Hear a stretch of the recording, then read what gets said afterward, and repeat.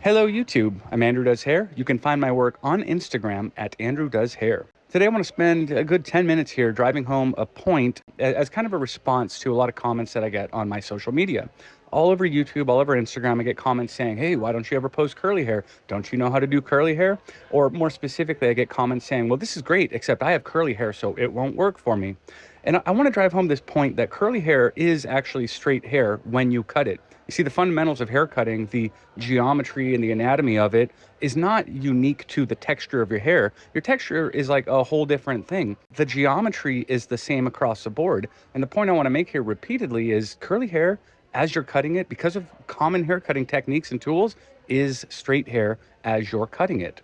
Now, this head that I'm working on, I didn't cut this. I just found it in the back of the salon. I don't know who cut it. I'm not happy with the way the back is. And it's actually, I'm not going to be thrilled with the end result back there, but we'll just do what we can. We'll just say this client came in and said, hey, I got a haircut somewhere else and I'm not happy with it. I don't want to change it much. I just want it fixed. Here's how I might go about doing that. So right away, I wet down the hair and immediately you can see something, a bit of foreshadowing as far as what I'm going to point out throughout this video. With water in his hair, if I comb it down momentarily, it's straight in some places. Now, granted, in this context, that doesn't mean anything. That's not going to do anything for us. But I just want to point out that that curly hair is temporarily, momentarily straight. So moving forward, as I do with almost every haircut, I'm going to start with a strip of hair straight down the center of the head to put in our first profile guide. As I do this, I'm going to grab the hair and pull it tight in my fingers. Have you ever wondered why everybody does that? It's because it straightens the hair out.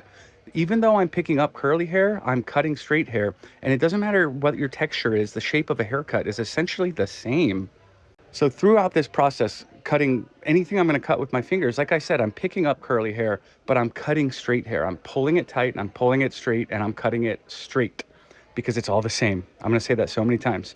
I guess I get irritated sometimes by some of the comments. I'm like, bro, your ignorance is showing, like, oh, that won't work on curly hair. Curly hair is straight hair when you cut it. I will admit that cutting over the fingers like this is a little bit trickier on curly hair. Sometimes I have to go back 2 or 3 times to try to get a straight line. And truth be told, if I just left it like this, it wouldn't be a perfectly straight cut because sometimes the curls wrapping around your finger makes it harder to get a straight line. Now, as far as the sides of the head here, I'm going to do the exact same thing. I'm going to pick up curly hair, I'm going to pull it straight, and I'm going to cut straight hair.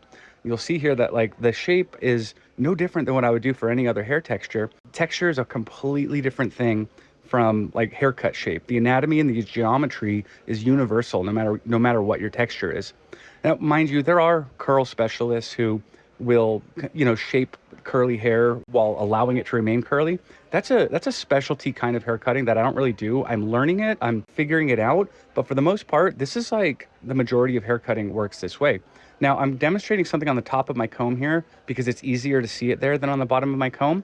But the reason your comb has tiny little teeth on it is so it can pull the hair straight. We want tension while we're cutting hair. So as I'm doing scissor over comb on these corners here, every time I pick up the hair, I'm going to grab it from the root and carefully pull it out to make sure that the comb is doing its job to make my curly hair straight before I cut it. If I feel or see that the hair is curling too much behind the comb, I'm going to stop and grab the hair again and be very careful to keep a lot of tension on it because that tension is going to make my curly hair straight. It's going to make my cut straighter. If you ever do any clipper over comb, it's the exact same principle here. You grab the hair at the root, down by the scalp, and you pull it out carefully so that it's straight between the comb and the head. And then everything past the comb can curl, but you're cutting that off anyways. So as I'm going in and just kind of refining these corners with clipper over comb, I'm going to be very careful when I pick up the hair to try to keep it straight because straight hair cuts straight. Curly hair doesn't cut straight. And again, going back to the specialists, their whole philosophy is well, a curly haircut doesn't need to be straight because it's never going to be straight anyways. But the way I see it is if it's a good haircut, it should look good curly or straight. It should look good if the wind blows. It should look good if you put product in it. It should look good if you blow dry it. It should look good when you walk out of the gym.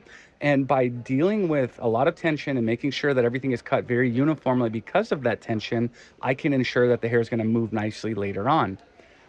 As I'm working with this clipper comb, anytime I feel like I'm not getting good tension, I'll come at it from a different angle to try to get that tension. So sometimes I cut up, sometimes I cut down, sometimes I cut left or right or backward.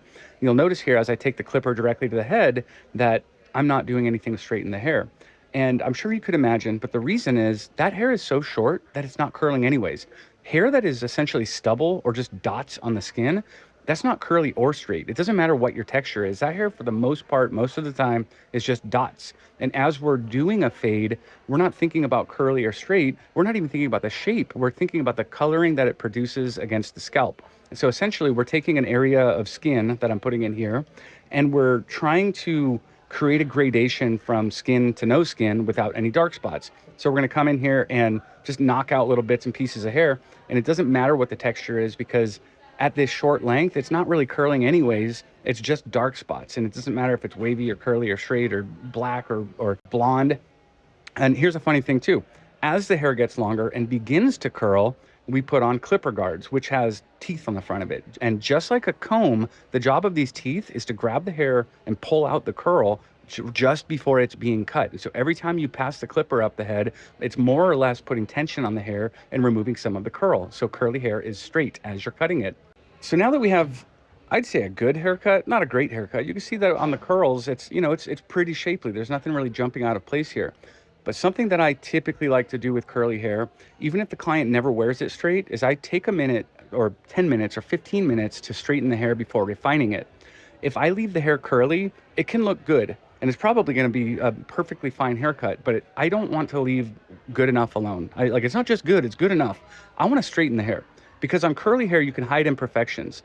But on straight hair, you can see every imperfection in the haircut. So the process I'm doing here is called flat wrapping. Essentially, you pull the hair straight with a brush, you heat it with the blow dryer, and it pulls out the curl. Now that I've had the curl removed, I can see imperfections that I left all over the haircut. I never would have seen that if I was trying to pick up curly hair.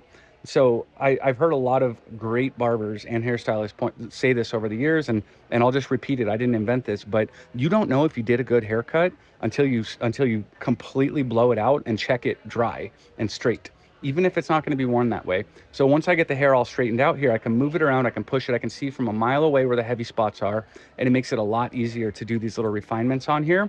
The difference between a good haircut and a phenomenal haircut is often just that extra 5 minutes of going back and nitpicking some of the little details. And when I have the hair in this state versus leaving it just wet and curly, I can see where I need to go back and do a little bit better work. Like right here on this left temple, there's a dark spot. And the reason there's a dark spot there is that the hair was just long enough to kind of curl and lay flat against the head. And so what I'm going to do to correct it is I'm going to take that curly hair and I'm going to pull it straight with the comb, and I'm going to cut straight hair, because curly hair is straight when you cut it. More fine tuning here. Sorry for the dead space there. Maybe I'll edit some of this out. Now that I'm pretty sure that the haircut is about as good as I can do, I'm going to wet it down and curl it back up again.